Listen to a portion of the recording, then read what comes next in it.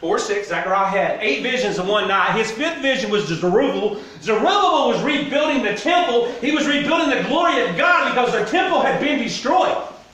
That's where we get our name from, 5th vision, because God gave me a vision. God gave me a promise. God said, this is what I want you to do. I want you to rebuild something. I want you to rebuild the church because the church is broken. People are broken. It ain't happening. People are going home dead. People are going home living in a fake world, believing they're Christian because they can follow a set of rules. They're not in love with Christ. They have no intimacy with Christ. There is no Spirit of God there.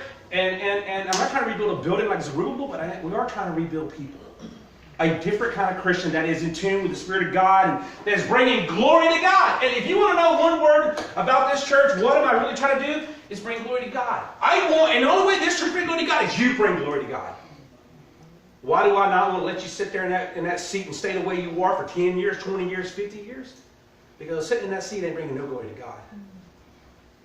What is God's purpose for your life? How do you live it? How do you change the world with it? How do you make a difference with it? How does God heal your marriages? God can heal your marriage. God can heal you. God can move you beyond your bondage, your hurts, your brokenness. Then you become a glory. Then you have a testimony. But as long as you stay in bondage, as long as you're still a slave, as long as you're still broken, as long as you're sitting there just listening to me, God is not doing something in your life. Though not as silver, I have tested you in the furnace of affliction.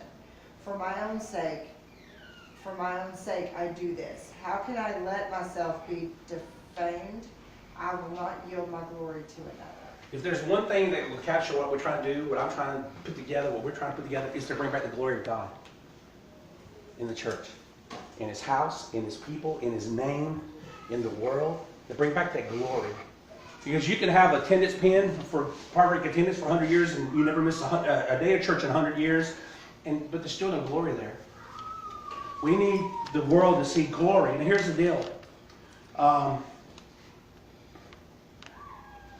If we refuse as a church, as a group, as individuals, to absolutely connect with the Spirit, learn the Spirit, follow the Spirit, be guided by the Spirit, if we refuse to worship in spirit and truth, if we refuse to heal, if we refuse to change, will we ever as a church bring glory to God?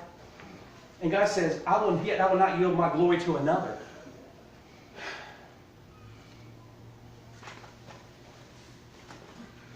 I mean, I want us to be the people that God's glory will be seen.